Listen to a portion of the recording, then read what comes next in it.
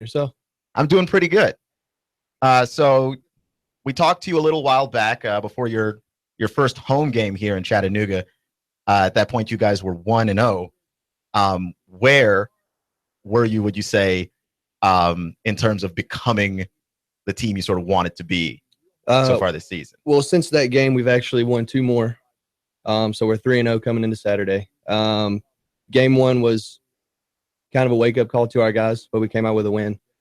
We're a lot farther along right now, so we're getting closer to where we want to be. And we're really happy with the performance last week, so we're just going to keep that ball rolling. Absolutely. I think you won that game 36-2. 36-2. Yep. Yeah. So when I interviewed Coach Hayden before, I asked him about his sort of football philosophy. Is he an offensive guy? Is he a defensive guy? He said definitely offensive, and looks like you got the scoring definitely going now. Yeah, we got that figured out, and he is an offensive guy 100%. I'm a defensive guy, so we kind of butt heads a lot. But that's expected. He's been an offensive guy ever since he was probably early in high school, and then he's coached offense ever since he's been out. So his philosophy is probably a lot different than mine. Yeah. What you said you butt heads a little bit. What does that look like? Is it an iron sharpens iron kind of deal? It is. I mean, we do it to better each other, and not only that, but we've known each other for years. I mean, we go back to 11, 12-year-old baseball. So we can be mad at each other for 10 minutes, and then we're hugging it out 5 minutes after that. So right. It's a give and take, love hate kind of thing. But it's iron sharpens iron kind of thing, like you said. You're listening to AM 1240 and 92.7 FM Nooga Radio. Clutch, Zach McAfee of the Chattanooga Eagles joining me in studio. You guys are 3-0 this season. Did you have to overcome any adversity to get to this point? There's always adversity. I don't think there's any getting away from it. There's things more so internally within the team that we have to do. There's a lot of I think with any sport, really, especially football, there's a lot of egos. And we get that stuff cleaned up. But we got a good team behind us, and everybody gets along really well. So I think majority of that is internal, but it's nothing that we can't handle. Okay.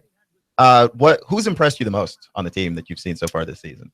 It's hard to name one. We got a lot of guys. Spot there, it does, because I can name a lot. But a few that pop off the top of my head is Tim McClendon. He plays defensive end for us.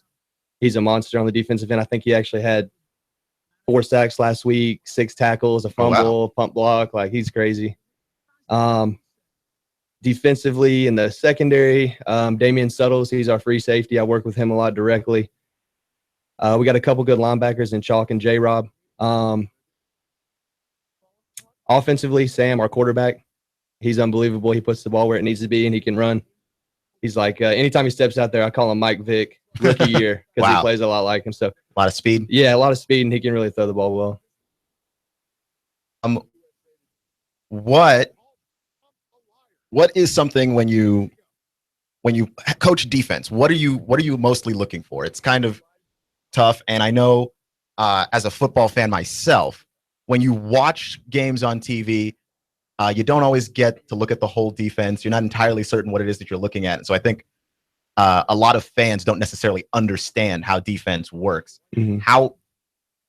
What do you see out there? What are you looking for when you're trying to say, hey, let's build a good defense here? Right. On the sidelines, it's a lot different for a coach than it is a fan. And I've seen it on both sides. As a coach, and as an ex-player as well, you just see the game way differently. What we're looking for is offensive scheme, players that they like to get the ball to, a lot of things that they come back to after it works. There's a bunch of different things that go into it. We like to key on certain things and put our players in position to make plays where they need to be made. Okay. Clutch with Keon Rose, AM 1240, 92.7 FM. When you are trying to figure out another team's scheme or another team strategy, what do you look at? Do you have game film that you're able to refer to in those situations? Are you provided anything by the GDFL? Like, where do you go to scout other teams? We're not provided anything directly from the GDFL. We do a lot of film trade with teams. A lot of teams are really good about trading film with us just because that's how you prepare. So we do a lot of film work. GDFL has been around a while, so a lot of the teams are bringing back a lot of players and a lot of the same things they did from the year before, so we can go back and watch that stuff. Before we started our season, there's a lot of scrimmage games that are played with a lot of teams. We didn't do any, but we actually went down to Atlanta and watched the Marble City Tigers and the Georgia Knights play. So we went down there and watched that firsthand. Okay. I'm talking to Pat McAfee of the Chattanooga Eagles here on AM 1240 and 92.7 FM. And Coach Hayden was kind enough a little bit last week to share with me his sort of journey into coaching. How did you get to this point? Mine's a little different than his, actually. I grew up playing football my whole life. I played at Hickson. I was actually lucky enough to get a scholarship and play at UT Chattanooga, where I played for 4 years. And then after I graduated, like I said, I've been friends with all these guys for a really long time. And they called me and they said, "Hey, we're putting a semi-pro team together. Do you want to play?" I said, "Well, I wouldn't really be interested in playing, but how about I help coach?" So that's kind of how that came to be. And this is my first year with them with a first-year team. So, okay. And I think you've been pretty enthusiastic about sort of getting the word out about this team. Have you seen a lot of people picking up on it or starting to come to these games? I mean, I think you've only played one home game so far. We've only had one game at home, and unfortunately it got rained out before the end of the first quarter. So that was kind of a hit to the chest there. But even before it got canceled, we had a few hundred people there, which surprised me really, because we didn't market a whole lot besides our social media accounts, Facebook and Twitter and Instagram and stuff. Mm-hmm. But the amount of fans we saw besides family and friends was what surprised me the most. And we had a whole side of the stands full. So well, that's pretty incredible. Mm-hmm. Especially when you consider like Chattanooga we're sort of oddly located. We don't have a professional sports team. And so we kind of end up sort of hunting for sports in this town to end up watching. At least people like me. I enjoy watching live sports, basically any opportunity that I get. Mm-hmm. So you think the Chattanooga Eagles can sort of provide that opportunity, fill that hole for any fans looking for something to do on the weekend, let's say? Yeah, certainly. I think the couple of things we are competing with is the Chattanooga Lookouts. Obviously, they've been here forever. And now CFC. Everybody likes their soccer. So this is kind of a different spin on that. Football season is more of a fall sport, and Hayden touched on it last time he was here. There's a lot of people that want football year round, which we really just can't provide. But if we give it to them in the summer leading into the fall, then we've kind of provided, it's another niche kind of thing. So another 3 months out of the year with football that we're giving people is kind of one of our things we're trying to do here too. Yeah, hey man, I'll take it. Yeah. I will absolutely take it. I always joke on the show. There are two sports in America that really matter. It's football, and it's waiting for football to come back. Yeah, that's so exactly right. I will definitely take summer football any day of the week, especially, the Braves are bad at just suffering through, I'm right through there this with you, whole man. season. It's pitiful. But yeah. So when you are coaching in practice, how do you coach defensively to sort of mimic what another team does? That's the hard part. This isn't like a college football team where you've got 60, 70, 80 plus guys. And you've just got extras to throw out on the scout team or something. We're working with a core of probably 40 to 45 guys consistently that all have uniforms. So we've got our starting O, our starting D, and it's pretty much them, O on D every practice. So to mimic what another team is doing, we don't get a lot of chances to do that. We'll try to implement it throughout practice, what we've seen on film, but it's mostly just what our offense run against what our defense runs. And then mostly what we're seeing in games is a lot of the same things that we're seeing in practice, it turns out to be. Okay. That's pretty cool. When I think about just sort of uniform designs, like I always wonder where that stuff comes from. And you guys have some pretty sweet uniforms. Yeah, like who designed your uniforms? Actually, the owner of the GDFL. We were originally going to go through Adidas in the athletic shop to do them, but the designs that we wanted, or the players wanted, were a little bit different than what we had designed, and also trying to be more cost effective. We went with the owner of the GDFL. He makes uniforms for his team, and then a few other teams around the GDFL. So we got together with the players and gave them some options, and they all decided on pretty much what we're wearing now. Okay. You're listening to Clutch with Keon Rose on AM 1240 and 92.7 FM on Nooga Radio. And when it comes to locker room chemistry, that's something that you, especially with a team being this young, you can never predict it really. It's just sort of you have a bunch of guys show up and you want them to all gel. So I have a couple of questions. My first one is do they all gel? Yeah, I would say so. And not only, they gel obviously, but they also have history together. This Chattanooga Eagles is a first-year team, but a lot of these players played on a team last year called the River City Tribe. They've all had this chemistry since last year, and they just brought it to this team. And with the new guys that we've added, a lot of them are friends or friends of friends. So there's, it's not just random people coming and trying to be on a football team. It's a lot of guys that we've brought in with experience who know other players on the team, and they come and connect that way. Okay, that makes a lot of sense. Because my second question was going to be, how do you build the team? Like, how do you get them to all buy in to what you and Coach Hayden are preaching? Right. And that's, it's a lot of word of mouth. To use the word recruiting is a little off. I guess it is recruiting. We do go out and try to find players, recent high school graduates who aren't going to play college, recent college graduates who still want to play ball and have aspirations to go to the next level.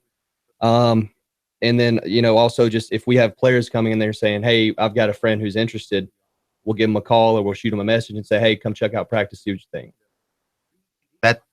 That's pretty cool. Is there any way that anybody, if that's what they're looking for, can contact you? Certainly. I think the best way would be through our Facebook page, Nooga Eagles. That would most of the messages would go directly to Coach Hayden, and he would be the first one to contact you. Just hit us up, say, hey, this is my name, my phone number, I'm interested in any history you have with the sport. Absolutely. Well, you said you played at Hickson. What position did you play? I was actually a quarterback. Oh, really? Mm-hmm. How were you? I was all right. All right. I was all right. Just checking. Yeah, not bad. So you were a quarterback. How'd you wind up being a defensive coach? Well, I played quarterback in high school up until my senior year, where I played quarterback my senior year as well, but I also had to play defense, so I played free safety. I was originally being recruited as a quarterback to go to college, and then that quickly flipped. And so UTC came in, the local guy, of course, and they offered me and they said, hey, we want you to come play for us, but we want you to play defense. And I was like, all right, scholarship's a scholarship. Right. So I'll take it. And then I, played safety for him for 4 years. Okay. Which, by the way, UTC is gotten very, very good at football. I remember I came to Chattanooga in 2008, and it was just developing into what it is now.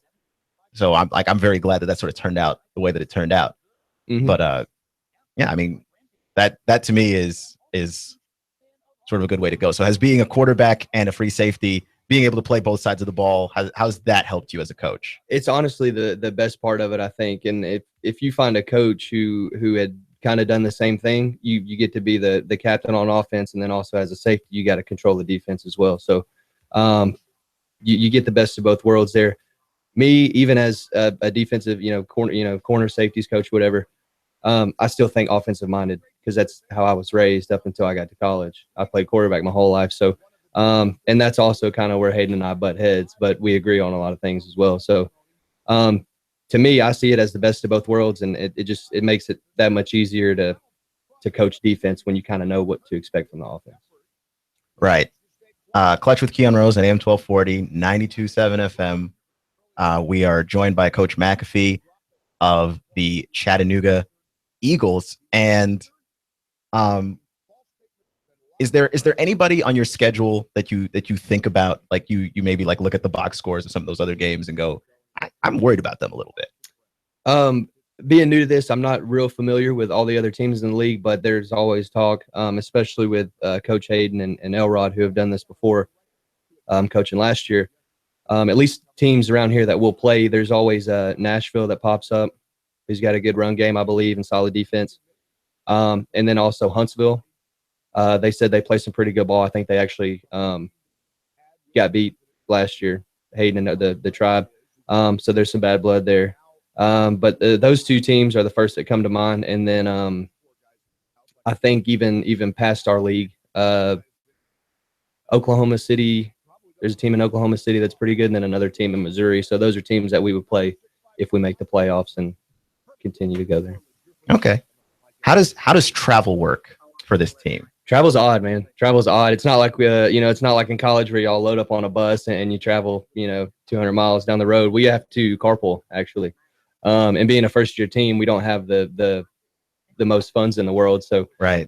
We're kind of forced to not only drive ourselves as coaches, but also have players drive themselves and kind of pack in cars 4 or 5 at a time, and we'll just carpool all the way down there. But the couple games we've traveled so far, we've actually done really well. We'll meet over at the Rave about noon.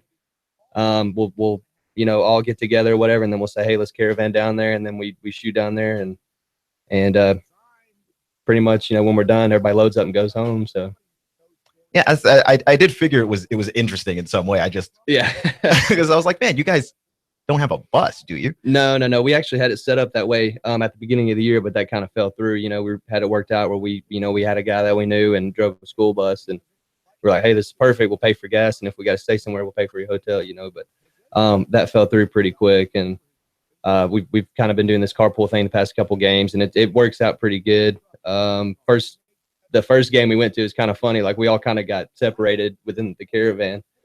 And we got to the stadium, and one of the kids said, hey, Coach, you care if I go get something to eat? I'm hungry. And we were supposed to stop on the way down. And he said, you care if I was like, yeah, go grab something to eat and come on back. So it was kind of one of those learning curves there, trying to figure this whole travel thing out. Yeah. I'm glad you're at home.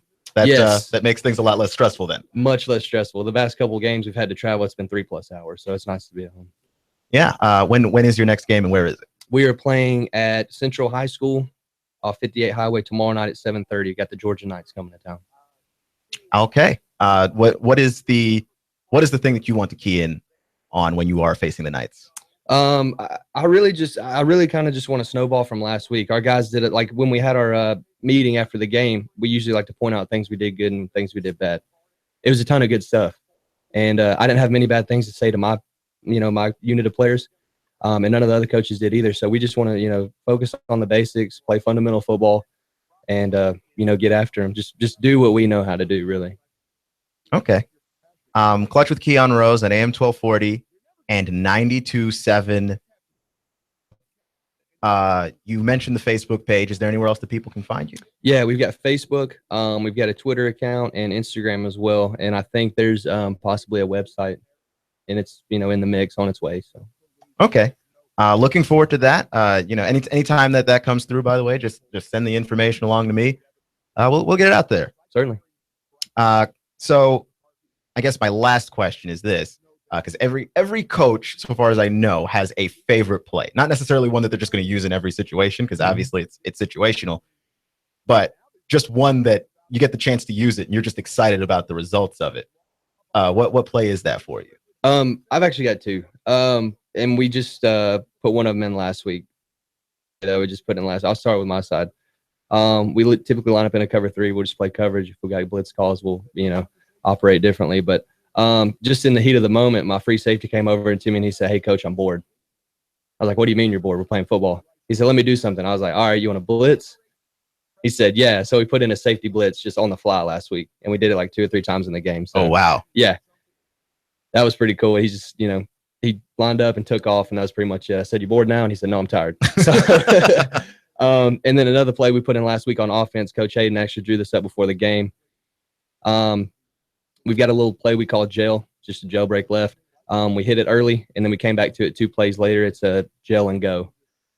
And would have hit it for a touchdown down the sideline, but we got trapped in the pocket and had to scramble. So.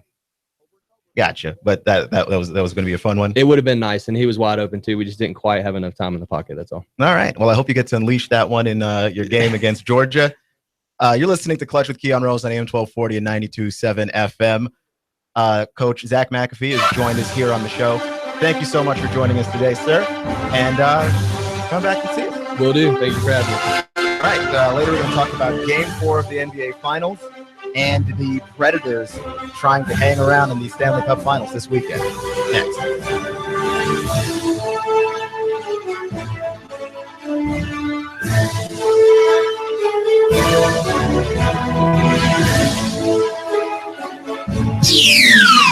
The Tennessee Valley's news, talk, and sports leader. Nooga Radio, AM 1240 and 92.7 FM.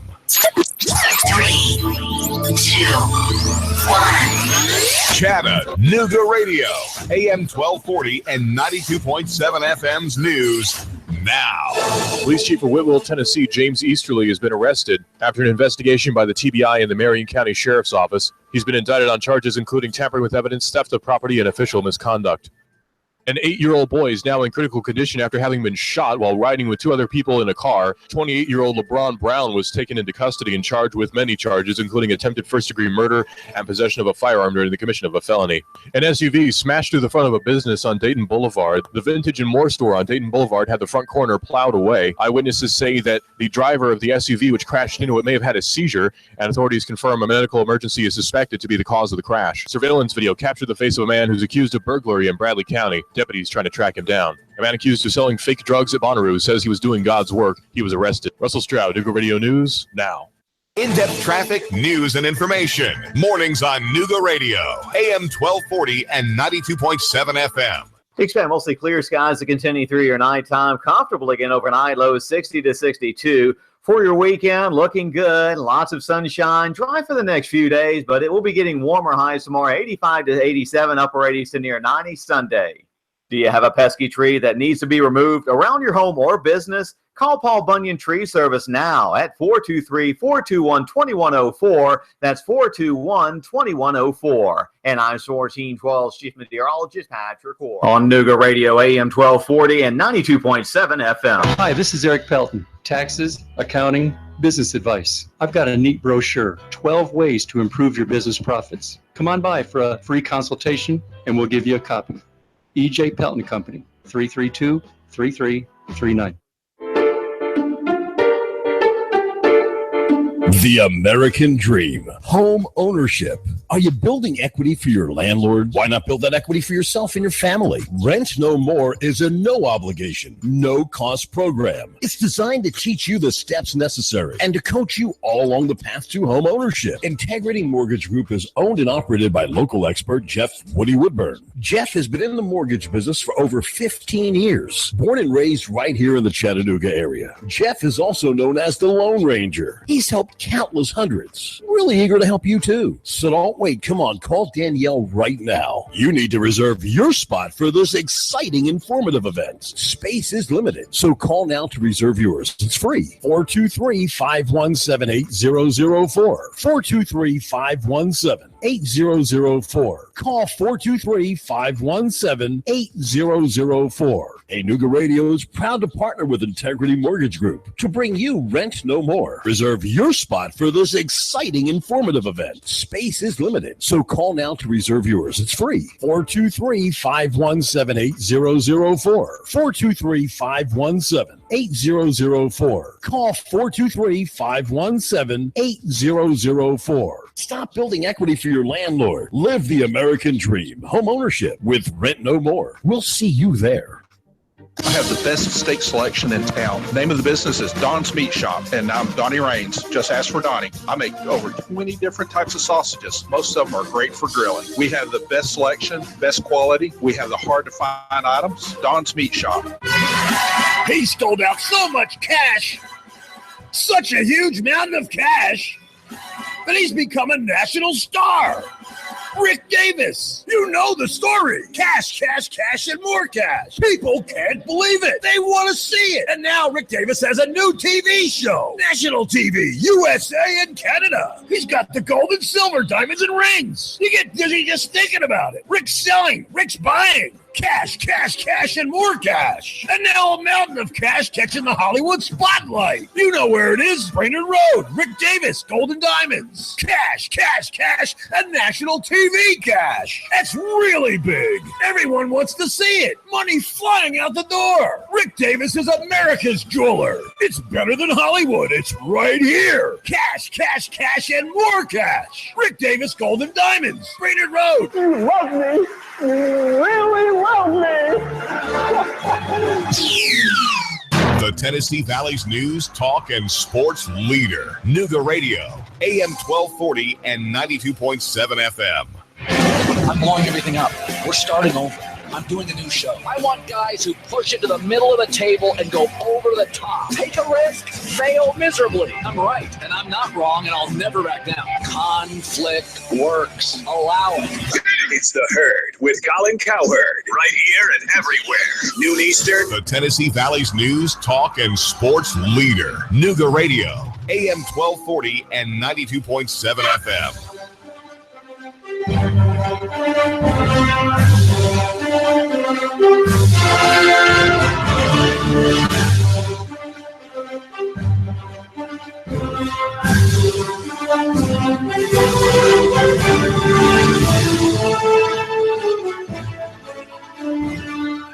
You're listening to Clutch with Keon Rose on AM 1240 and 92.7 FM. We had a good start. We had a good start. It took a little bit to get going there. Coach Zach McCarter walked through the door as we were starting the show, so I was trying to make sure that we got everything going and running correctly just to start that interview on time. But I'm glad we got through because it was a great interview, right? The Chattanooga Eagles are a development football team here in Chattanooga, and they help a lot of players who are out of high school and want to try and make it in college, finish college, and are trying to make it at the NFL level or the Canadian football level, just to find a way to be a pro and keep that dream alive. So also, it's local sports. It's Chattanooga. So I don't understand what your problem is. Go out there, support these guys. They are playing at Hickson this weekend. I believe their game is at 7. I believe that, and check that. Actually, that's Central High School, not Hickson. That is Central High School. And so, yeah, they've got a home game against the Georgia Knights at 7 p.m. Be there. Try not to be a square and support local Chattanooga sports. Please do that. I don't want to hear about anybody complaining about, there's nothing to do. There's nothing to watch. Yes, there is. Right? Yes, there is. So go out there and support those guys. I have a thought about the SEC and the Big 12, which is great. This is a great story for me, right? Because I am learning about the SEC. I've been learning about the SEC for the last 3 years, in large part because I am from Texas. So I live in Big 12 country. Came to the SEC and realized like this is where it's at. And so I've been watching SEC football for the last 3 years now, and I'd like to think that I've learned a lot. And so whenever there's a SEC Big 12 story that combines, I feel like I am fairly specialized to cover this particular story. So TCU, the athletic director of TCU, came out today and he said that the Aggies made a mistake, that they made a mistake in moving to the SEC, right? And I suppose you could make that argument for the Aggies, that they moved to the SEC. They're in the SEC West, where they pretty much cannot win and are largely overshadowed by Alabama, right? But that's everybody in the SEC West. And at first, I was inclined to agree. Like, yeah, Texas A&M did in some ways move to a conference that sort of lowered their profile a little bit. But then I thought, but did they really? Did they really? Because if you remember when Texas A&M decided to leave, what was happening in the Big 12? Let me tell you what was happening in the Big 12. It's a very short answer. Texas was sucking up all the money. They started the Longhorn Network. They were signing big deals to be on ESPN for basically the rest of time, and not leaving a lot else for everybody else in the Big 12. Like, even when you split the revenue, for some reason, it seems like all of it's heading towards Texas. So the Aggies thought this is a horrible idea to stick around in this place, and they bounced out. And I don't blame them for that, because you're sort of underneath the shadow of the Longhorns constantly, and the Aggies during that time period weren't like a bad team.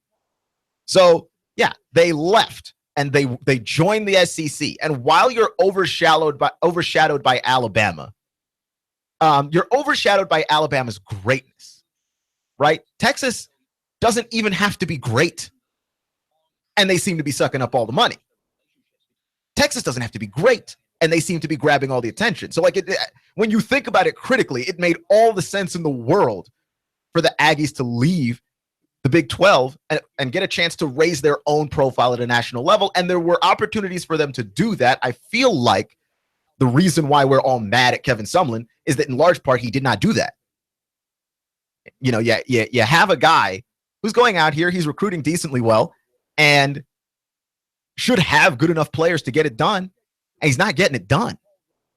So you worry about that, but I don't think it was a mistake to leave the Big 12 if you're Texas A&M and join the SEC. It certainly has helped the SEC. And I don't know exactly what it was that prompted the athletic director at TCU to say that, but he did sort of walk back his statement a little bit later in the day when he had to point out that, yeah, Texas A&M doesn't leave for the SEC. TCU doesn't get to be in the Big 12, right? Like they provided TCU with an opportunity to show out in a conference, and they did. Like, they raised the profile of TCU by leaving. Now, when I see this happen, right, Texas A&M does not want to fight Texas on everything. It makes me more impressed with Bob Stoops, who retired earlier this week after 18 years of coaching the Oklahoma Sooners. And the reason why I'm so impressed with Bob Stoops is Bob Stoops did not necessarily have the greatest recruiting classes of all time, managed to keep a team like Oklahoma relevant. Like Oklahoma, despite their proximity to the state of Texas, actually does not get to recruit Texas all that deeply, especially the parts of Texas you'd like to recruit, right? You'd like to recruit Dallas. You'd like to recruit Houston. You'd like to recruit San Antonio. Yeah, Oklahoma doesn't get those, right? Like Texas has made sure that those cities belong to them. If someone is going to leak out from Texas and go to Houston, they're going to the University of Houston. Like, they're not going out of state. Texas has made sure to completely dominate that, even when they're not playing well, even when they stink. And Bob Stoops has somehow managed to be the best coach in the Big 12 for basically the last 20 years, which takes a whole lot of basically just being a boss, like just basically being the best coach out there. He's done a great job. He hasn't had a ton of top 10 recruiting classes. I think he's only had, 2 in the last 10 years? I mean, it hasn't been a ton. Bob Stoops is making a lot out of a little. Bob Stoops was making a lot out of nothing. You know, and he did a great job doing so. And so, like, yeah, you look around, Texas is dominating everything, and a team that managed to be absolutely relevant during that time period was Oklahoma, in large part because Bob Stoops was winning big games. They called him Big Game Bob originally as a compliment, and then they started calling him Big Game Bob sarcastically when it looked like he was not winning big games. But he was winning big games. He was winning big games against the big rivals in a number of big ways. Like the number of times that OU has shown up and beaten the pants off of Texas, right? Just beat the paste out of that team in the Red River Shootout. The game that arguably matters the most outside of of a game that will give you the Big 12 title. Bob Stoops did that regularly, right? Like I think he's 11-7 against the Longhorns all time. And he's faced a number of different coaches. You outlasted Mac Brown and everything else. Like it's one of those type deals with him. And so, yeah, it's a very impressive job that Bob Stoops has done. Texas A&M didn't have to leave the Big 12, but Texas A&M didn't have a Bob Stoops level coach either. So maybe they had to leave the Big 12. That's what I'm driving at. Clutch with Keon Rose on AM 1240 and 92.7 FM. So Cleveland, Golden State tonight. Game 4 of the NBA Finals, possibly the last game of the NBA Finals. And I was on YouTube earlier today, and I've subscribed to so many YouTube channels involving sports that basically YouTube knows what videos to recommend me now, right? Like that YouTube's algorithm is great about finding things that you're interested in and recommending that to you. It only recommends me sports, which is perfect because that's all I want. That's all I was looking forward to anyway. Right? That's all it recommends me now. And so I was looking through stuff to look through, and I saw something from First Take over at the 4 Letter Network. And it was hilarious to me because the video was titled, "What Can the Cleveland Cavaliers Do to Win the NBA Finals?" And I looked at the time that the video got uploaded to maybe see if that was uploaded a week ago before we knew who was going to win the NBA Finals. But no, it was uploaded today, involving a serious speculation about how Cleveland could come back from down 3-0. And the answer to that question is they can't. How can Cleveland win the NBA Finals? Let me check my notes here. Let me take a look through my notes. They can't. They can't. There's 0% chance. And I'll tell you why. Apart from the very obvious stat that no team down 0-3 in the history of the NBA playoffs, much less the finals, has ever come back to win a series. Even that. No team has ever come back from that. Even without that stat. Here's one that ought to lock it up for you. The Golden State Warriors have not lost 4 games in a row in 3 years. The Golden State Warriors have not lost 4 games in a row in 3 years, which is what would have to happen for them to lose to the Cleveland Cavaliers. Right? They didn't lose 4 games in a row before they added Kevin Durant. What makes you think they're going to lose 4 games in a row now? Right? And by the way, and cannot stress this enough, last game, that was the best that Cleveland had to offer. That was it. Their best performance, that was it. That was the best that they had to give us. Because if you were holding out for a game where JR shoots well, Corver shoots well, LeBron shoots well, Kyrie shoots well, they play good defense and hold on, they don't turn over the ball, the Warriors turn it over a lot. If that's the game that you're looking for, understand that it's never happening, right? Oh, and Tristan Thompson arrives to this game as well. Like he arrives to this series, quite frankly. Like if that's the expectation that you have, understand that that is not happening. You can't have everybody on that team firing at once. It's just not about to happen. Now, when I look at what Cleveland has to gain from this, the only thing I have to say is that, like, outside of embarrassing yourself in the NBA Finals, and it's not really an embarrassment that way because I don't know who wouldn't get swept by this team besides all the old dudes ever that decided to pop up and say, hey, we would absolutely beat the Warriors. Besides them, I don't know who in the league would manage to not be swept by this team. I'm not saying an embarrassment in that way. I'm saying that nobody wants to be the team that got 16-0'd on, right? Like nobody wants to be the team on the wrong side of a historical record. You try not to be, right? Like whenever someone breaks a passing record or a rushing record, you try not to be the defense involved in that record-breaking performance, right? Like the time that Adrian Peterson, damn near rushed for 400 yards against the San Diego Chargers. Like the Chargers wanted desperately not to be on the wrong side of that record, and they very much were. You try not to be. You don't have a choice. The Warriors are trying, or the Cavs are trying not to be on the wrong side of a 16-0 playoff run. They're trying not to be on the wrong side of a Golden State Warriors sweep. They're trying not to be on the wrong side of having your team be swept in the NBA Finals and having another championship celebration happen in your locker room. Trying to avoid all of those things, right? Nobody wants any parts of this. So yeah, you're Cleveland. You still have a lot to play for. Your pride. Like just because you can't win this series doesn't mean you got to go out there and get swept, right? Like my effort might fall off in this series in game 5, but it ain't going to fall off in game 4.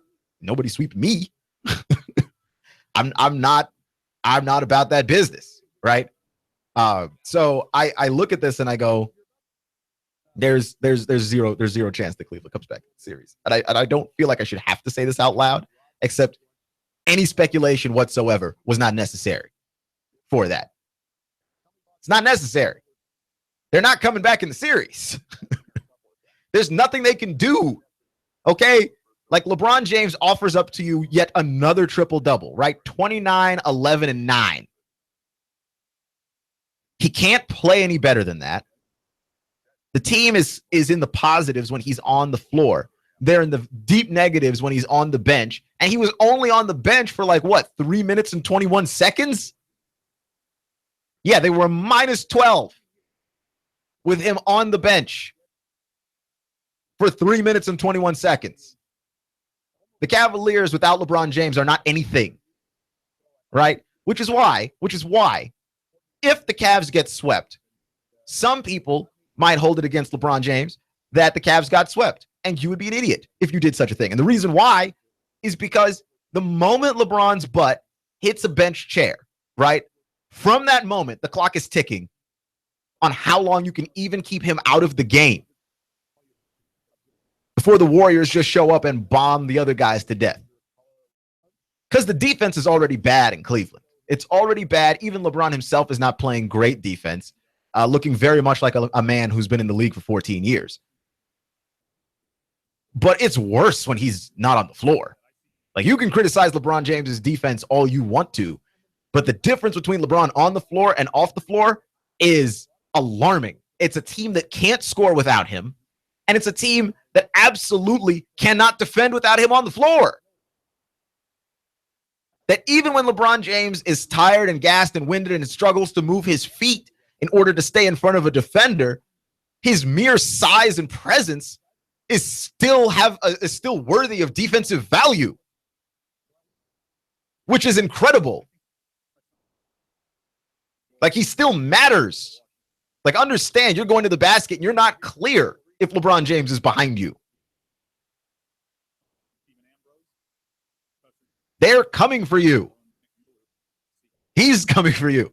So like that in your mind does play into it, because I see guys doing things that they wouldn't normally do just out of respect and fear for LeBron's defense, right? I saw Klay Thompson on an open fast break throw down a dunk. Why? Because we all know the layup's not safe. LeBron was right behind him. Layups are not safe if LeBron is behind you. And Klay looked awkward as hell dunking too, and almost fell and broke his face. Why? Because better to risk injury dunking than to put a layup up there that LeBron can clean off the glass. Right? Like, try not to leave anything for LeBron to go get. So I understand why people would criticize LeBron's legacy should he be swept in these finals, but I don't know what else you want the man to do. There isn't much left for him to do. He can't play defense for anybody else, and he can't stop Kyrie from dribbling away the game, right? Like, that possession against Klay Thompson, that's a 2-for-1, right? You go in there, you try and get that quick bucket, or you find a shot that is as close to 100% of a shot that you can make as humanly possible. Kyrie dribbling against one of the better defenders in this league, definitely a top 5 perimeter defender in this league, and then going back into a step back 3 in a game where you've already played a bunch of minutes. Your legs are already compromised. When you do that, I mean, you cost your team the game. And LeBron can't not do that for you. Because honestly, you think LeBron James asked for that ball when Kyrie has already decided in his heart he's going to shoot? You think Kyrie's going to give him that ball? Kyrie's not about to give up that ball. We're just going to have to live and die with Kyrie on this one. You make a play like that and you're a complete liability on defense. Look, man, there's but only so much LeBron can do. And in defense of Ty Lue, there's only so much Ty Lue can do. I don't know what to say about what they should do defensively anymore, right? Or what adjustments they can make, right? Like I said, they ought to slow the game down for game 3. And they slowed the game down for game 3. And they were winning the game in game 3 until they weren't winning the game and then the game was over. That was it. They slowed the game down. They did exactly what everybody asked them to do. That was what all the fans were screaming about. That's what I was screaming about. Like, why would you try and play a track meet with the Warriors? If I want to beat Usain Bolt in the game, I do not attempt it to be a game where you run. Try and play Usain Bolt in checkers or tic-tac-toe or something. Like, I'm definitely not playing him in any game involving foot speed. He's too fast. And I know this, right? Like, you don't get into a track meet with a team faster than you. Your offensive pace overall is 14th in the league. Their offensive pace overall is number 1 in the league. That's why they can turn the ball over 20 times and still beat you, because they get so many more possessions than you that even though they gave up a bunch of possessions, they still have enough to not just beat you, but to blow you out. This is crazy. This is absolutely insane. And it shouldn't affect LeBron James's legacy at all. It's going to, because people are ridiculous, but it absolutely shouldn't. There wasn't anybody beating this team. Right? Like, you can even say, well, Michael Jordan would have beat them. Not if you gave him this Cavs team. But with Leon Rose on Intro 40, 927 FM.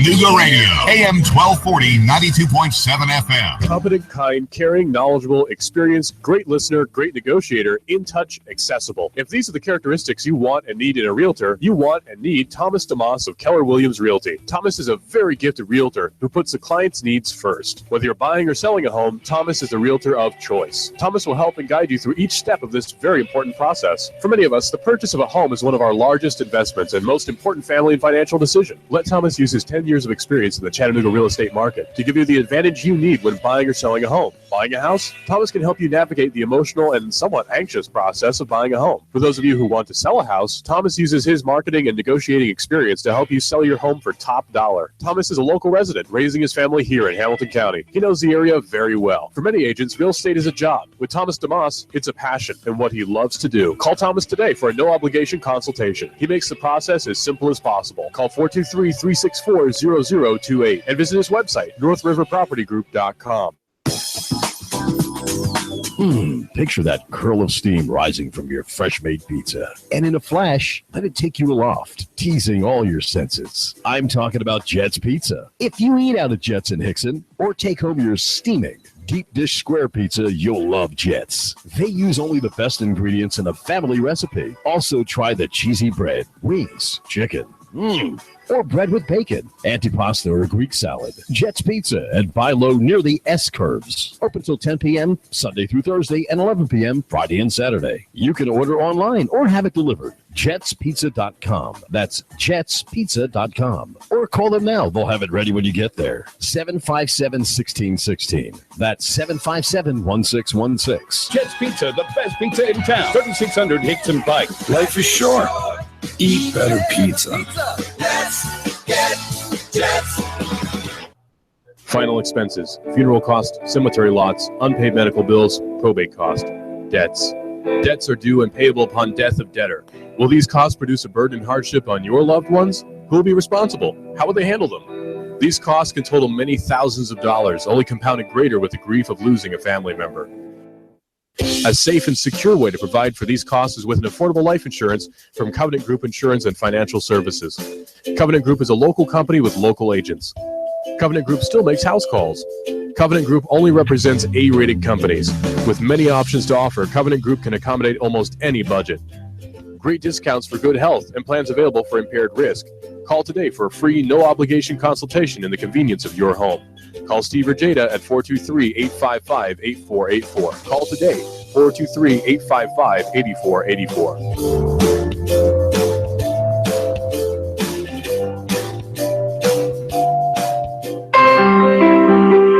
Are you looking for a gospel-oriented, covenantal, family-friendly Reformed church? Dayton Reformed Presbyterian Church is a body of Christ-centered believers gathering for worship on the Lord's Day from around southeastern Tennessee. Our congregation is reformational in its outlook. It has a traditional worship service regulated by the Word of God. Prayer, singing the Psalms, reading God's holy word, teaching, preaching the Bible, the administration of the sacrament. Dayton Reformed Pres, committed to the authority of the Bible as the inerrant, infallible Word of God. As the Westminster Confession of Faith directs every Christian, we aim to glorify God and enjoy Him forever. As a Reformed church, our purpose is teaching and preaching the gospel, making and training disciples of Jesus Christ, taking dominion for our Lord's sake by applying God's holy and perfect law to every area of life. We would be honored to have you join us for worship. Dayton Reformed Presbyterian, this Sunday morning at 11 at Dayton Community Chapel, 184 Mulberry Avenue, Dayton. Click DaytonRPC.org. Click DaytonRPC.org. 184 Mulberry Avenue, Dayton. It is Eric Jones hard into the outside wall, and they are still 3 and 4 wide. It looks like we're racing at Talladega. Caution flag is out. It looked like Denny Hamlin was trying to get by Ricky Stenhouse. Got into the back of Ricky at the line. Man, that's a close one. Matt Kenseth wins stage 1. Green checkered flag is out, and Brad Keselowski has won stage 2. Dale Earnhardt Jr. into the wall. That will bring out the caution. Caution waving once again. And again, it's Dale Earnhardt Jr. involved. Oh, trouble. Ty Dillon has gotten turned to the inside of the racetrack, and Clint Boyer has just nailed him. Matt Kenseth falling back, the field storming by. Something wrong. Now we see sparks from Kenseth's Toyota. Larson chops him off, coming off turn number 2, goes to tail. Now it's Logano to the high side in 3. Joey Logano, a winner here at the Richmond International Raceway. Hear it live on Chattanooga's official NASCAR radio station. Nooga Radio, AM 1240, 92.7 FM. The voice of NASCAR.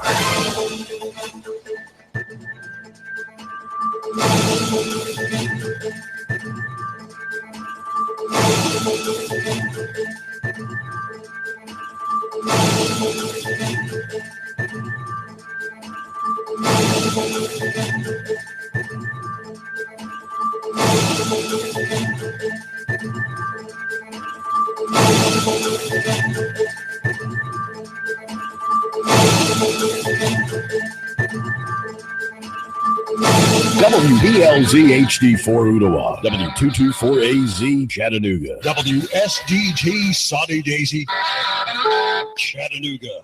The president's take on James Comey's testimony. Yesterday showed no collusion, no obstruction. The NASDAQ tumbles with the biggest rout of the tech sector in a year. This is the CBS World News Roundup, late edition. I'm Dave Barrett.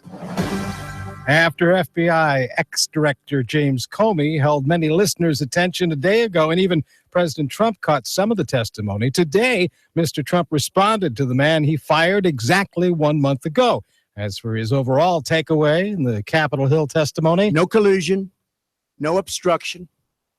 He's a leaker. The president made those remarks in the Rose Garden. We were very, very happy, and frankly, James Comey confirmed a lot of what I said, and some of the things that he said just weren't true. 1 day ago, you'll recall Comey was asked if tapes of his one-on-one meeting with the president exist. I've seen the tweet about tapes. Lordy, I hope there are tapes. Today, the president was asked about that. Are there tapes? I'll tell you about that maybe sometime in the very near future. And yesterday, when Senator Marco Rubio asked Comey about this part of the presidential meeting, he asked for your loyalty, and you said you would be loyally honest.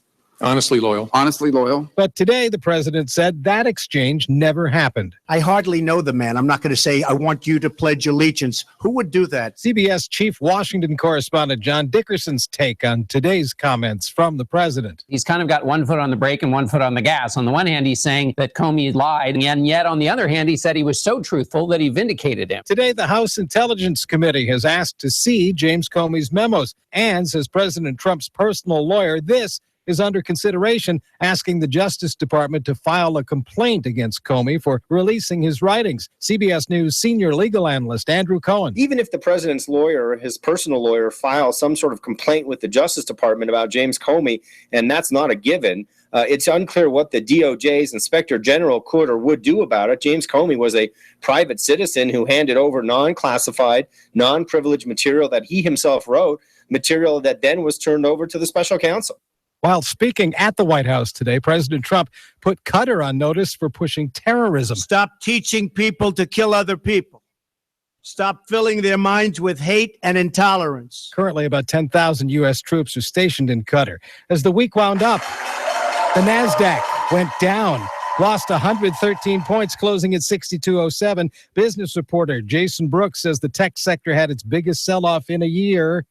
The NASDAQ took a 2% decline, with the pressure coming from heavy selling in large tech firms such as Apple, Google, Microsoft, and Facebook. Shares in those firms have been pumped up to record highs in 2017, and investors are grabbing profits. Dow gained 89. Now this.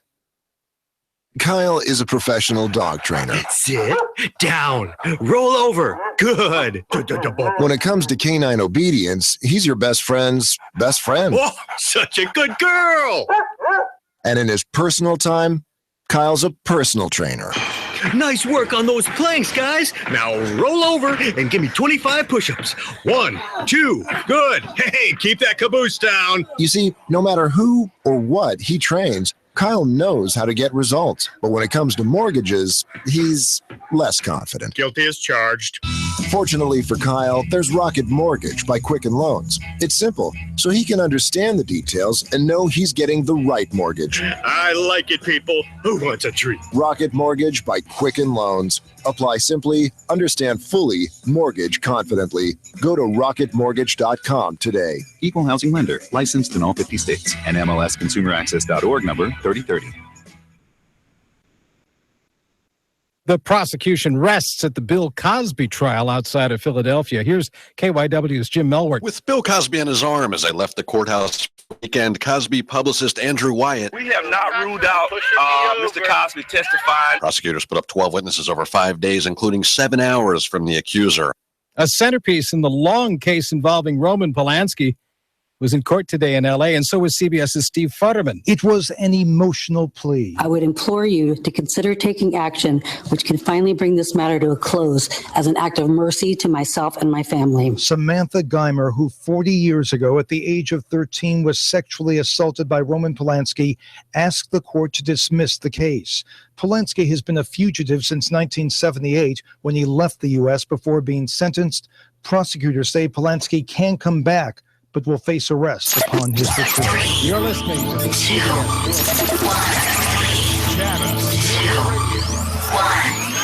Chattanooga Radio, AM 1240 and 92.7 FM's news now. Police Chief of Whitwell, Tennessee, James Easterly, has been arrested after an investigation by the TBI and the Marion County Sheriff's Office. He's been indicted on charges including tampering with evidence, theft of property, and official misconduct.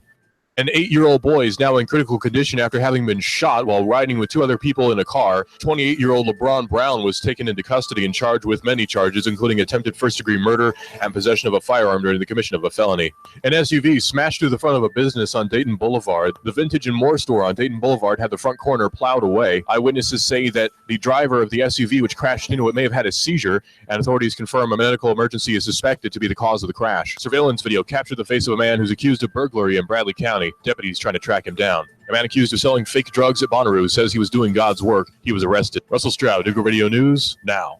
In-depth traffic, news, and information. Mornings on Nooga Radio, AM 1240 and 92.7 FM. Expect mostly clear skies to continue through your nighttime. Comfortable again overnight, lows 60 to 62. For your weekend, looking good. Lots of sunshine. Dry for the next few days, but it will be getting warmer. Highs tomorrow, 85 to 87. Upper 80s to near 90 Sunday. Do you have a pesky tree that needs to be removed around your home or business? Call Paul Bunyan Tree Service now at 423-421-2104. That's 421-2104. And I'm 1412 Chief Meteorologist Patrick Ward. On Nooga Radio, AM 1240 and 92.7 FM. Nooga Radio, AM 1240 and 92.7 FM knows your opinion is important. So call 800-8949. Agree or disagree? Call 423-800-8949. 800-8949. Nooga Radio, AM 1240, 92.7 FM, and 95.3 HD4. News, talk, sports. Nooga Radio.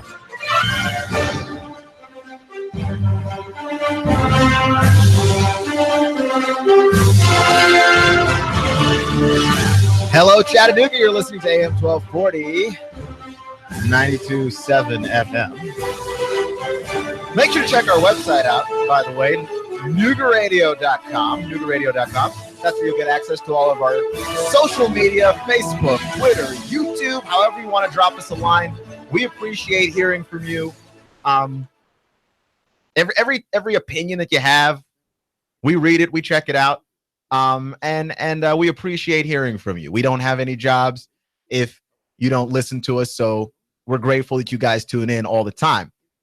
So the Four Letter Network, who I criticize frequently because they're bad at doing sports a lot, did something really good. Maybe this will be my positive segment now that I look at it. They did something really good, right? Which is they must have filmed this around the All-Star break. But they got Draymond Green and LeBron James in a barbershop. They just went to a barbershop in New Orleans, and they were just hanging out in New Orleans and hanging out with just some guys in the barbershop. 2 Chainz was one of the guys that they were just hanging out with in the barbershop. But regardless, they were in this giant conversation about sports, you know, the way the barbershop conversations go.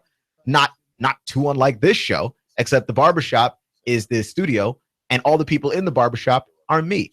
And that doesn't mean that I have schizophrenia, allegedly. So, anyhow, they were having this giant conversation inside the barbershop, and there was a point in the conversation. It is easily my favorite point, the entire conversation, where one of the guys asks LeBron and Draymond, hey, you're telling me that there are guys in the NBA that don't know their roles. At which point Draymond Green says, I'll take it a step further.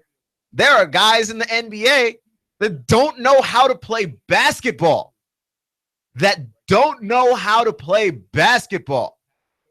At which point LeBron James agreed, because we all know Draymond is the king of the hot take.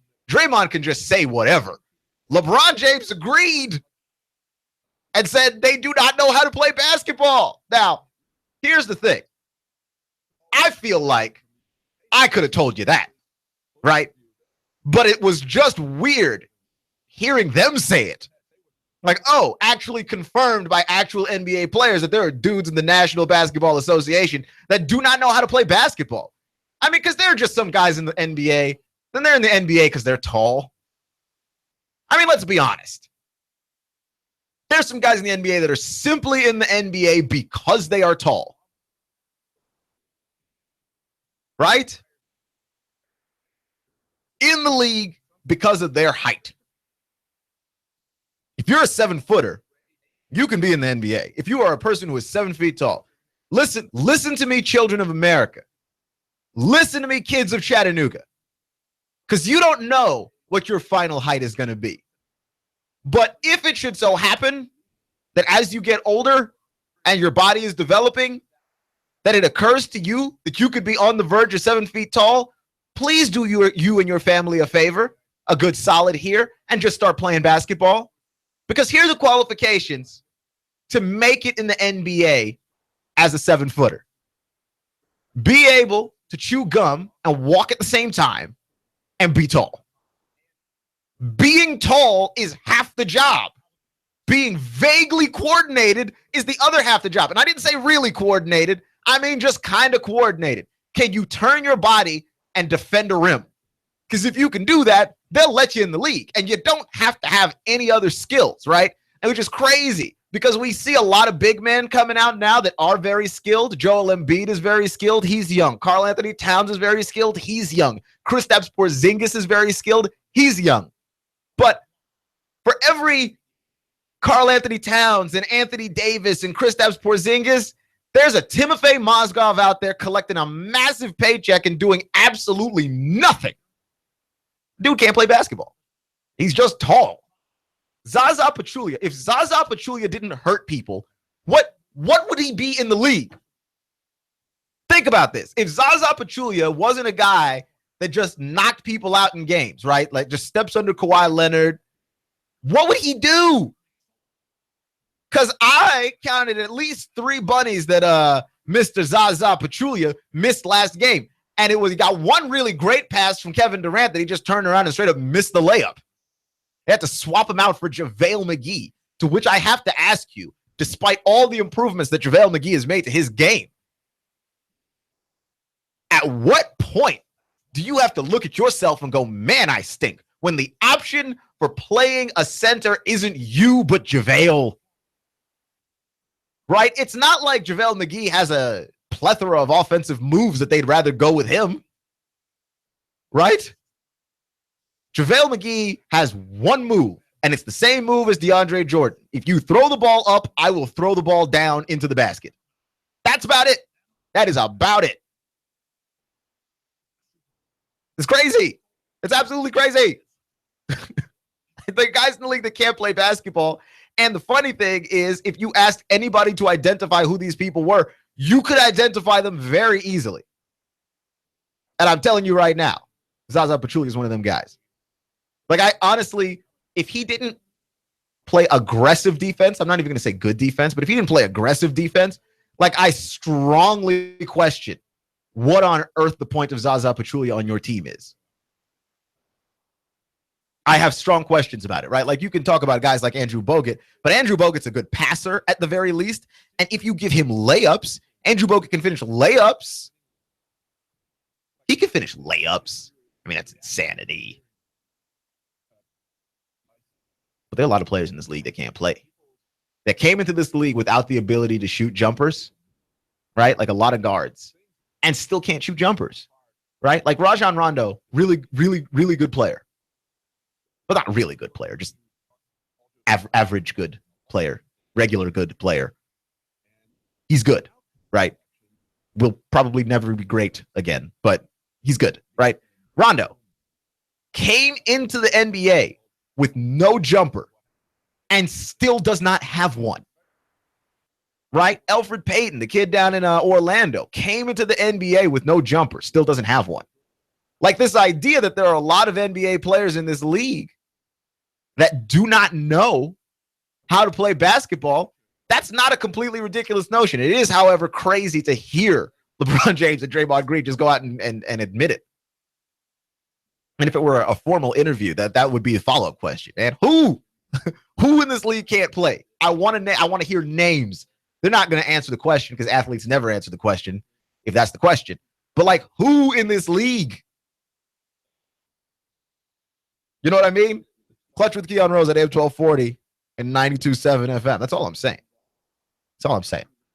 So, Eric Berry is a good person. He's a good person, right? If you're a Vols fan, I feel like you knew this already. But he's a good person, and he's one of those guys that I feel like I got to take a time out and keep an eye out for when he does something good, because A, you know he's going to, and B, I feel like a lot of sports radio, my show included, I'm not putting myself above anybody, but a lot of sports radio is a lot of complaining and a lot of whining, and we bring up problems that we don't have the solution to very often, right? My main example is like everything that's happening over at the University of Baylor. There are so many things going on with the rape allegations in that school that when you look at it, it's like, well, what do you do about it? It's easy to say, okay, the school failed all of those women on that campus institutionally.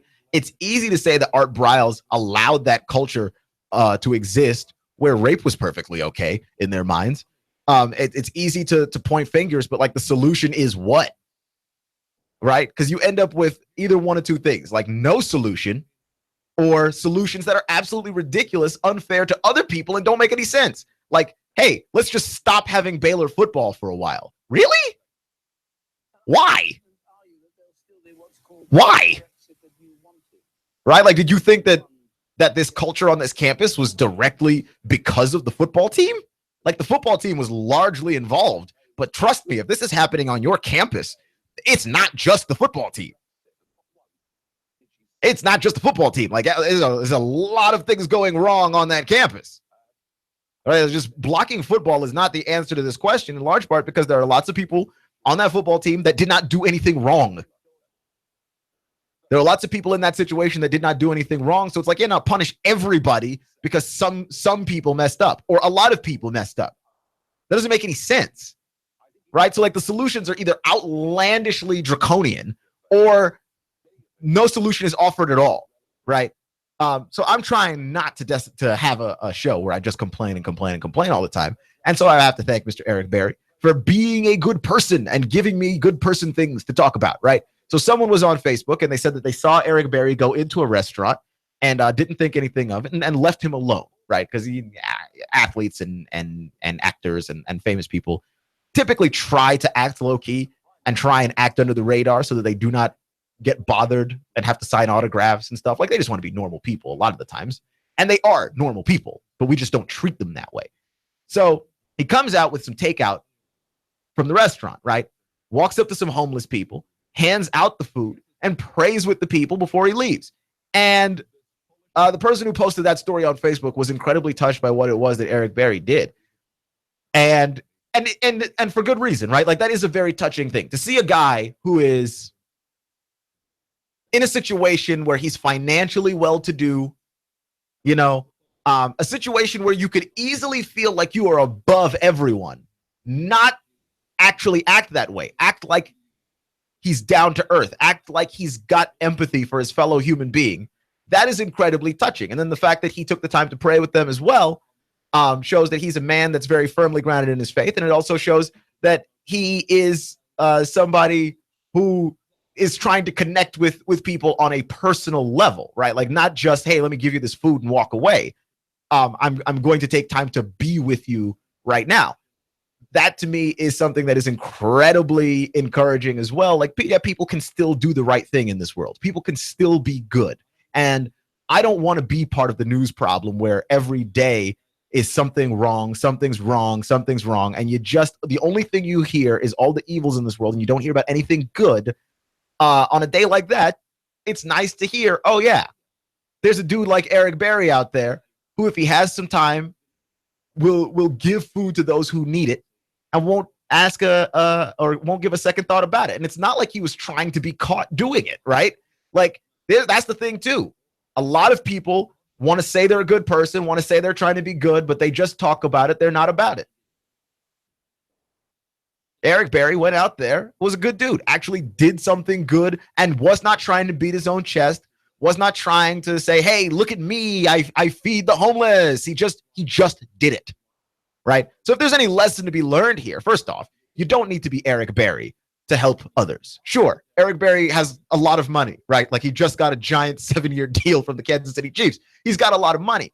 And you and me, we probably don't have a lot of money, but that's okay, right? It's fine that we don't have a lot of money, because with what you have, you do the best, right? You try to be helpful to those around you, doing the best with what you have. And so, yeah, I don't necessarily have a problem with him doing that. And not just not a problem with it. I'm very encouraged by him doing that. It's a very hopeful and uplifting thing. And so I wanted to take the time to recognize that, and we'll try to do that as we find those kinds of stories, because I feel like people hear me on this show and I'm endlessly moralizing, and I'm talking about morality all the time, and I talk about racism and sexism, and I just want you to know that other things in this world matter too, right? There are things that are important all over the place, and when good things happen, I feel like we ought to take the time to recognize that, rather than simply complain all the time about how the world is awful. So people are excited about Christian Pulisic. We're going to shift gears here to U.S. soccer. U.S. soccer had a must-win game last night, and not a fake must-win game, right? Like, when we talk about must-win games, in the NBA playoffs, like, someone goes down 3-1, and you're like, oh man, that was a must-win game that they lost right there. Like, really? It's not a must-win game. Like, you talk about this game for coming up here for Nashville. This is a must-win game. They don't win, they're done, right? But last game wasn't a must-win. It was important. It was pivotal, but it wasn't a must-win, right? Like, a must-win game is a game that you have to win or you lose, right? Which that was the game that Team USA found themselves in a match between them and Trinidad and Tobago. And Christian Pulisic from Pennsylvania, Christian Pulisic went out there, dropped 2 goals on Trinidad and Tobago, and saved America's Olympic hopes, right? Saved our World Cup and Olympic hopes. And this Christian Pulisic is strongly considered to be a wonder kid, right? Like, he is something special. And I think we finally found him. We have finally found our great soccer athlete, right? Like there's a strong consensus that Christian Pulisic could be the highest goal scorer in U.S. history by the time he's 23 years old.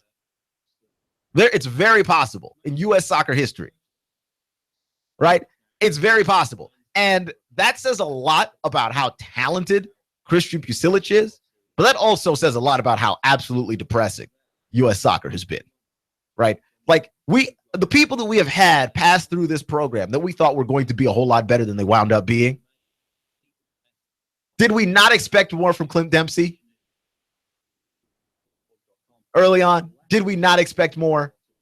Did we not expect more from Josie Altidore? I did. Dude couldn't stay healthy. Right? Did we not expect more from Landon Donovan? None of those guys. Okay? And then there's Sean Bradley. You know, I don't know that we ever expected that much from him, but we expected more from the Team USA teams of the past, and for Christian Pulisic to show up and actually maybe be the guy. Like, I don't necessarily mean that the U.S. they're contenders on the world stage, but having a guy that looks like he's a scorer and is actually able to score, like just put goals in the back of the net, means a lot, man. Means a lot. Clutch with Keon Rose on AM 1240 and 92.7 FM. And now we're jumping to another sport involving nets and goals. That's hockey. Game six of the Stanley Cup Finals. The final game being played in Nashville.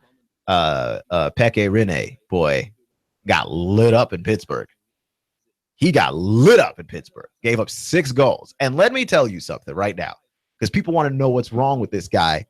He's been a pretty good goalie all season long, and he was able to stand on his head when he got back in Nashville. So why is it that Peke Rinne looks so bad in Pittsburgh? You want to know the answer to that question? It's because he always looks so bad in Pittsburgh. And I'm talking about regular season, postseason. Every time he's ever played in Pittsburgh, the dude gets lit on fire. Like I don't know what it is about that building, right? Like I don't know what it is about it he does not like, but specifically Pittsburgh, he struggles. Right? The splits are incredible between Pittsburgh and non-Pittsburgh Rinne. It's insane. It is absolutely insane. He is an incredible goalie in Nashville. He is awful in Pittsburgh. And people were talking about his confidence and all that stuff. And I don't necessarily know if it's a confidence thing, but he's not comfortable when he's over there. And I don't know if it's the fans, even though that's not a new occurrence. I don't know what it is, but he's not comfortable when he's out there. Right? And that to me is an incredible problem. And I don't necessarily know how you fix it, because even if you do win game 6 here in Nashville, which I highly suspect that they will because they've played unbelievably at home, even if you win game 6 here in Nashville, you still have to go back for game 7, and you need to figure out what to do with Rinne, right? Because if you pull him, you destroy his confidence. But does it really matter in game 7? You can't allow to give up 3 goals in one period. The Pittsburgh Penguins put their foot on the accelerator and mashed it. And Rinne had no answers. None. At what point?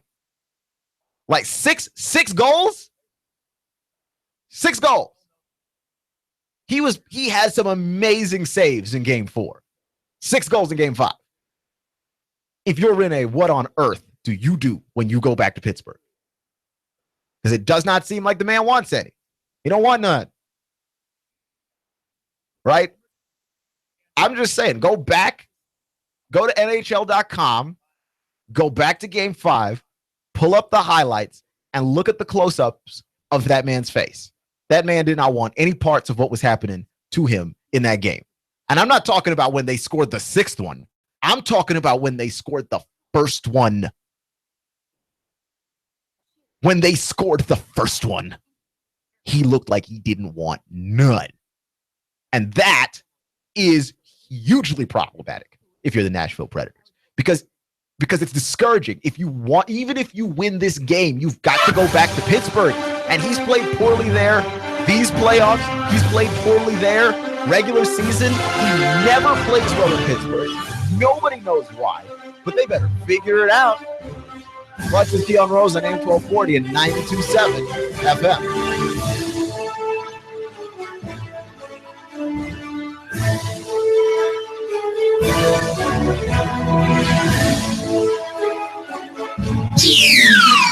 The Tennessee Valley's news, talk, and sports leader. Nooga Radio, AM 1240 and 92.7 FM. 3, 2, 1. Chattanooga Radio, AM 1240 and 92.7 FM's news now.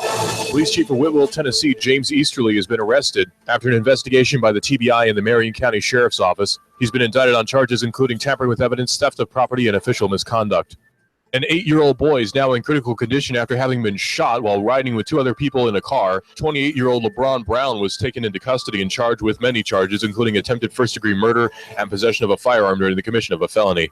An SUV smashed through the front of a business on Dayton Boulevard. The Vintage and More store on Dayton Boulevard had the front corner plowed away. Eyewitnesses say that the driver of the SUV, which crashed into it, may have had a seizure, and authorities confirm a medical emergency is suspected to be the cause of the crash. Surveillance video captured the face of a man who's accused of burglary in Bradley County. Deputies trying to track him down. A man accused of selling fake drugs at Bonnaroo says he was doing God's work. He was arrested. Russell Stroud, Nooga Radio News, now. In-depth traffic, news, and information. Mornings on Nooga Radio, AM 1240 and 92.7 FM. Expect mostly clear skies to continue through your nighttime. Comfortable again overnight, lows 60 to 62. For your weekend, looking good. Lots of sunshine. Dry for the next few days, but it will be getting warmer. Highs tomorrow, 85 to 87. Upper 80s to near 90 Sunday. Do you have a pesky tree that needs to be removed around your home or business? Call Paul Bunyan Tree Service now at 423-421-2104. That's 421-2104. And I'm 1412 Chief Meteorologist Patrick Orr. On Nooga Radio, AM 1240 and 92.7 FM. Hi, this is Eric Felton.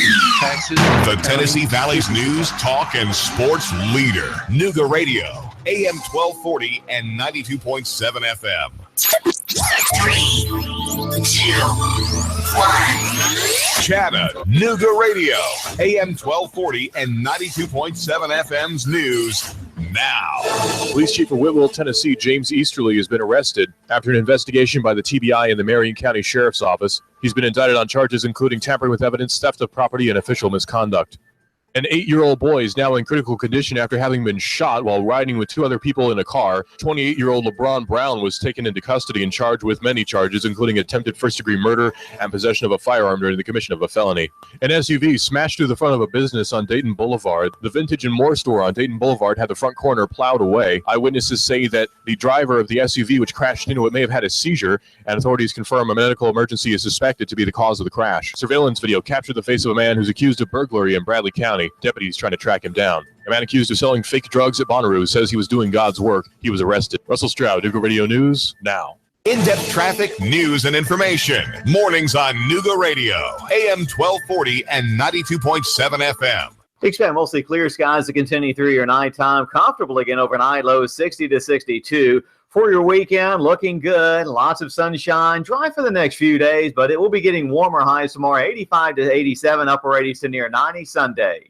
Do you have a pesky tree that needs to be removed around your home or business? Call Paul Bunyan Tree Service now at 423-421-2104. That's 421-2104. And I'm 1412 Chief Meteorologist Patrick Orr. On Nooga Radio, AM 1240 and 92.7 FM. He's doled out so much cash, such a huge mountain of cash, that he's become a national star.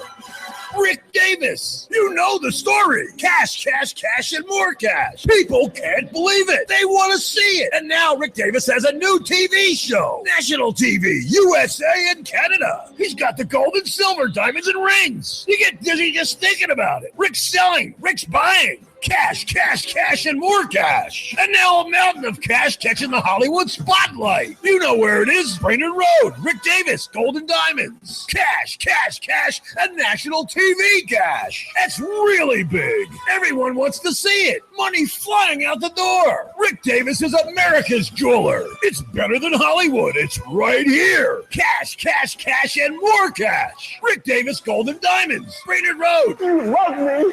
You really love me.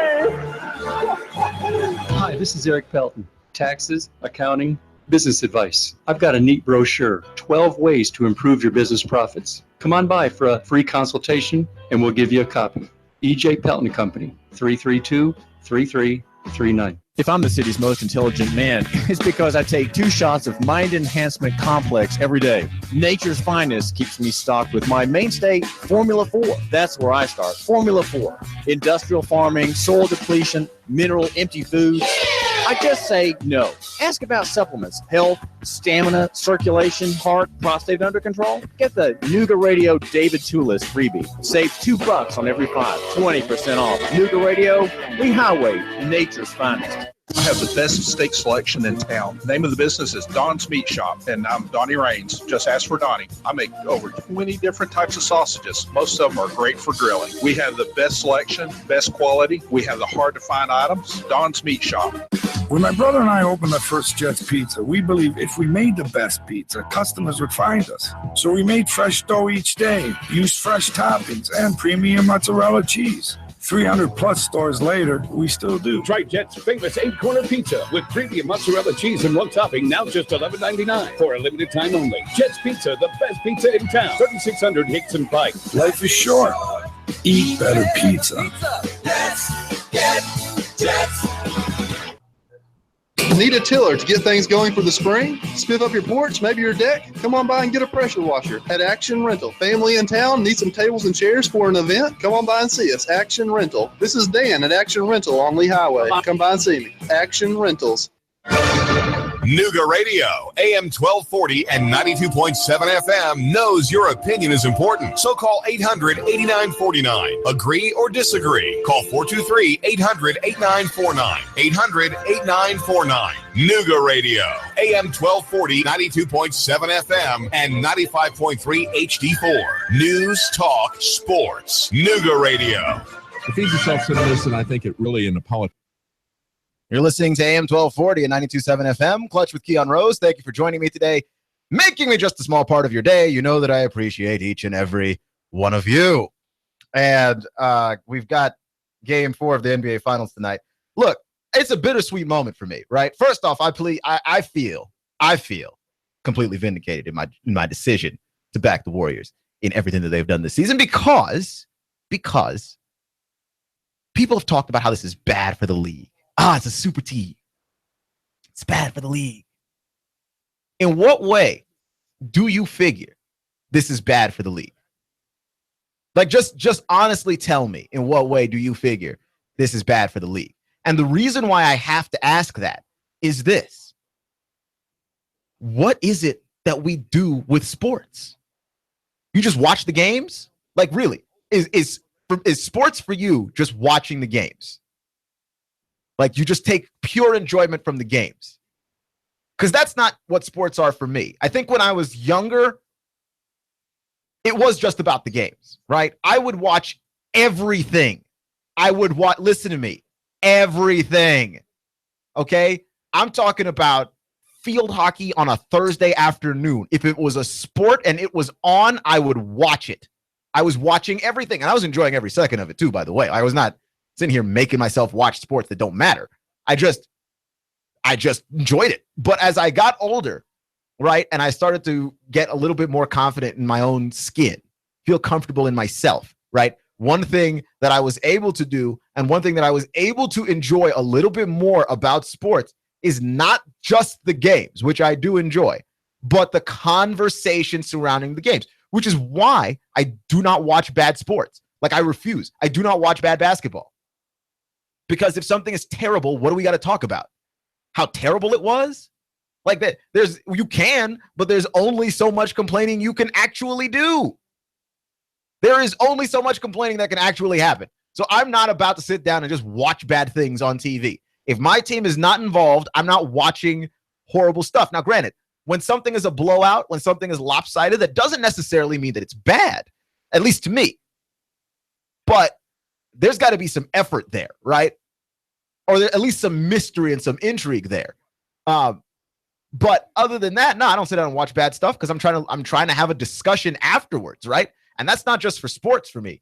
If I'm in a movie theater and I'm watching a movie and the movie makes a turn for the worst, for the absolute worst, the acting is bad, the script is bad, the story is bad, the CGI looks fake. Like when a movie looks awful, I do not watch it. I don't watch it. Right? I used to watch everything. Doesn't matter if it was good, bad, or ugly. I would watch it. Now, I have standards. I don't just watch bad movies. I don't continue to eat bad food. It's all the same, right? Like I have now some level of standards for this stuff. And part of the reason why is because if something is good, if something is of very high quality, it gives you something to talk about, right? Why do you think that you only talk about your favorite restaurants? Why don't you talk about restaurants that were awful? There's nothing to talk about. It was bad. End of story. Like, unless something memorable happened during that bad experience, there's nothing really to talk about. Why don't you just, like, why do you talk about your favorite movies or your favorite books or your favorite music? Because there's something to talk about there. So I look at these great teams, right? Like, and I look at the Warriors right now. They're like one of the great NBA teams. Like, there's no acknowledging or no failing to acknowledge that, right? Because you have to acknowledge they're at least great. And that's why they've been great for the conversation around the league. Because the Warriors, we're talking about potentially one of the greatest of all time teams. And what do you have but all the old dudes coming out of the woodworks talking about, well, we would have beaten this team and it wouldn't have been close. 2004 Pistons, Rasheed Wallace and Chauncey Billups. Right? The 88 and 89 Pistons, Isaiah Thomas. Scottie Pippen and Michael Jordan, Chicago Bulls. Dr. J, 76ers. And you're just like all of these great teams from the past, and all of these players feel the need to step up and say, oh, Robert Horry, 94 Houston Rockets. Like, all of these great teams feel the need to come up and defend their own greatness because the Warriors are great. That's good for the league. The fact that we have this conversational currency, the fact that we have something that we absolutely need to talk about. That's nothing but good for the league, y'all. It's straight up. It's absolutely nothing but good for the league. You know what I mean? That to me is huge. It means so much that when you have these massive conversations, we're not just having, and by the way, like this is the thing too that makes it greater than it's ever been. We're not just having conversations around the league. We are having intergenerational conversations. We're having the 60s Sixers and the 94 Rockets and the 96 Bulls and the 04 Pistons and the 88-89 Pistons. We are having intergenerational debates about sports. Like, this is getting on a level that is absolutely fascinating in the best ways possible, because we are bringing up things that ultimately the backbone of these sports conversations is you can't prove any of it. You just think you know what would happen. But it sparks your imagination. And is that not the most interesting thing? Like, when you look at America and America's school systems, what is wrong with our schools? Right? Like, what is wrong with our public schools? No imagination. None. You go through the school day, you do what people tell you to do, you do it when they tell you to do it, you regurgitate information, right? And there's a great quote out there about education, that we think of education like filling a vessel. Education is more of fanning a flame. That, yeah, education is important, but education only works when you've got some imagination involved and really can't work otherwise. You know what I mean? And a lot of people in a lot of places have sort of figured this thing out. Like, there is no other way for this to go down. There is no other way for this thing to go down. You've got to have some level of imagination. And these Warriors, whether you want to give them credit or not, whether you think it's cheap that KD went there or not, that stuff doesn't matter. We've now sparked our imaginations regarding the world of sports and regarding the world of basketball on a level that we have never done before, right? We did this sort of with LeBron. But the thing is, once we decided Michael was the greatest, Michael was the only thing LeBron was ever racing against, right? Like, there were some people for a while where it was like, LeBron and Kobe, we're not sure. And then, like, one season, it was just obviously LeBron. We just immediately knew, right? Like, 2011 LeBron James, I feel like the conversation was over before then. But 2011 LeBron James, when he won that second title, how convincingly they won that title over the Thunder. Yeah. Like that title, the 2012 title. That title that he won, by the way, never in doubt, right? Like, they lost the first game to the Thunder and we were like, yeah, this might be close. And then it just wasn't. They beat him the rest of the way, 4 games in a row. And that's when we knew this LeBron guy might be better than Kobe. Took some of the Kobe stands forever to come around. But, yeah, LeBron James was only ever racing against Michael Jordan. He only ever was. So that's different. It doesn't spark the imagination in the same way because it's just we're talking about one guy and another guy. Like, this Warriors possible dynasty that we've got looking down the road here. And by the way, this thing is not etched in stone. Injuries happen, right? Production falls. You don't know how this whole thing's going to play out. So I would just say, calm yourselves on this notion of, well, it's a dynasty now, we should all quit. Yeah, it might be. It most likely will be, but we don't know that for sure. You got to watch the games.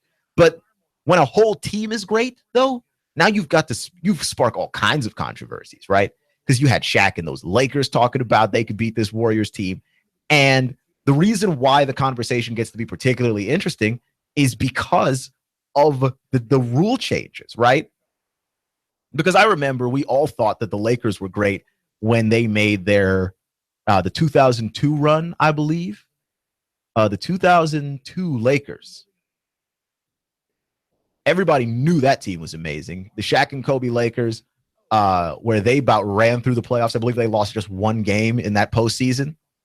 And they just blew the doors off of everybody. But I don't remember anybody at that time going, hey, what other great teams could beat this Lakers team? Right? I remember the 2004 Pistons. They played defense at such a high level. It was insane. It was insane. And it wasn't, we never had the conversation of, could the 96 Bulls score on these Pistons? Right? Like, only a team this great was ever going to cause us to have this conversation. Right? That only a team like this was ever going to cause that to happen. And now it's happening. And I don't know about you all, but I could not possibly be more excited about it. Clutch with Keon Rose on AM 1240 and 92.7 FM. We have all kinds of conversations. Like, here's another conversation I found. Which is more difficult to do? 16-0 in the NBA playoffs or 16-0 in the NFL season like the Patriots did? Which is harder? Right? And I was more inclined to say NBA playoffs, if not only for the sole thought that if you are playing the same opponent game after game after game, if you are playing the same opponent over and over and over again, it's difficult to beat them like every single time. Like, usually you can at least get one, right? The Cavs are way better than the Celtics. The Celtics at least got one, and they got one without Isaiah. That's because when you play an opponent over and over again, you know everything that they can do. They know everything that you can do. At some point, it's just pure talent and pure grit winning out. Right? It's who wants it more and who's better at this. And for one night, that was Boston. Like, even when the team's not great, it's very difficult to sweep through the playoffs. That's why this has never happened before. It's come close because you had a lot of great teams before, but it's never actually happened before. Meanwhile, when you look at the Patriots, you look at the NFL and Tom Brady, who's never, ever really had the most elite receivers of all time. And then one year, the NFL messed up, made the mistake of giving that man Randy Moss. And the two of them had the single most prolific season at that time until the league messed up again and gave Peyton Manning Demaryius Thomas. The league's got to stop doing that. But yeah, other than that, that's difficult. And it's difficult because football is a much more random sport than basketball is, right? There's more players on the field, so that increases the level of randomness in the sport. And then when you look at the number of games that they play is a sample size small enough that it doesn't necessarily allow for, true skill to ultimately overcome luck of some kind. You play mostly different opponents. So it's not like everybody knows you and you know everybody. You play different opponents, and then that's just a matter of being prepared. So I would say 16 games in a row in the NFL is very difficult. We're probably not going to see that in the near future in our lives. It'll happen again. I'm not going to stand here and say like it's never going to happen. We're never going to see that. But like you end up with these cross sport conversations, these cross generational conversations, and that can only happen. That can absolutely only happen if the Warriors are one of the greatest teams of all time, if not the greatest team of all time. Now, for me, I think that these conversations are borderlining on at least somewhat silly. And the reason why that is so is because when you consider, right, when you consider this, that the rules do not work the same way, both ways, you do have to account for that. And no one seems to be able to account for that, right? And I'm not going to trust, and like, sorry, old dudes from back in the day, but I'm not going to trust you on this one. Not because you're alarmingly biased, but because none of you are playing in today's NBA. You are only watching today's NBA on TV. So you don't know the effect of what today's NBA would have on you, right? Like the idea that Shaq would be as effective in today's NBA. He would be incredibly effective because he was almost impossible to stop. But when you play a game at the speed and pace that the Warriors play a game, do you have Shaq? Right? If you had Penny Hardaway, Orlando Magic Shaq, you've got a game, right? If you have 2004 Shaquille O'Neal, who's showing up to camp overweight, he's playing himself into shape during the season. Can that Shaq run enough to keep up? Because I don't think he can. But it's easy for everybody to just stand there and say, yeah, no, we could beat this team because you don't play in this era. And watching this era on TV is not the same thing as understanding what it feels like. There are different drawbacks to being in the league, right? So the league is softer now. You get touched and fouled. Well, that's free throws for you. But that also means it's more difficult to play defense. Like all of these guys that were great defenders in the past, you are basically defending somebody without touching them. Back when your primary defensive tool as a defender was the hand check. right? You talk about how easy it would be to score, but you forget how hard it would be to defend. Like if you could hand check, when you take away the hand check and you've got to go up against Steph Curry and Kevin Durant, I guarantee you can't shut that person down. It's not possible, okay? Kyrie Irving is an impossible person to cover for an entire game. So, like, I get it, but they're not accounting for how the rules would affect them if they played in today's NBA. And as for people who have these LeBron versus Michael Jordan conversations, Michael Jordan does not get to bring the 96 Bulls to play these Warriors, right? Michael Jordan, how good is Michael Jordan if Michael Jordan has to play with these Cavs? Because first off, I don't know if Michael Jordan doesn't just death stare Kyrie Irving into the ground for everything that Kyrie Irving does. And I don't know necessarily that Michael Jordan's trying to pass the ball to a guy like Tristan Thompson, who's not scoring points, 11 points for the entire series. I don't know that Michael Jordan's trying to pass the ball to Kyle Korver, a guy who's been spotty all series long. I don't know if Michael Jordan is trying to pass the ball to Kyrie, a guy who wastes the clock dribbling, doesn't understand when to get to a 2-for-1, and can't play any defense, right? Like, I don't know if Michael Jordan's trying to pass the ball to any of these fools. And if he's not trying to pass the ball, understand he can't win. Like, the Warriors' defense is too good. That's the more interesting conversation to me. Not can these Warriors beat the 96 Bulls. You take Jordan and Jordan alone, and you put Jordan on this team, how good is Jordan? Honestly, you take Jordan, you put him on this team, how good is Jordan? It matters, y'all. It matters. So the Olympics in 2020, they're making some changes to the Olympics. First off, they are equalizing the men and women's track and swimming events. For instance, in the swimming event, the men had the 1,500-meter event. The women have the 800-meter event. And what this does, basically, it's, women are weaker, so obviously they can't compete in a 1,500 of their own. So let's move it back to 800.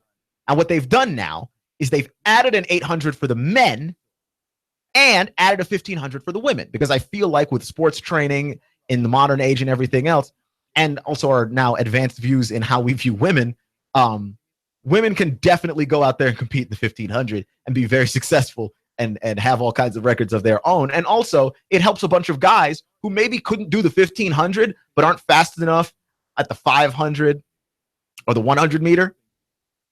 Now you have a space in the 800 where you can compete. So it's good for men and women, right? But my favorite addition to the new Olympics is the 3-on-3 basketball. You know me, I'm a giant hoops fan.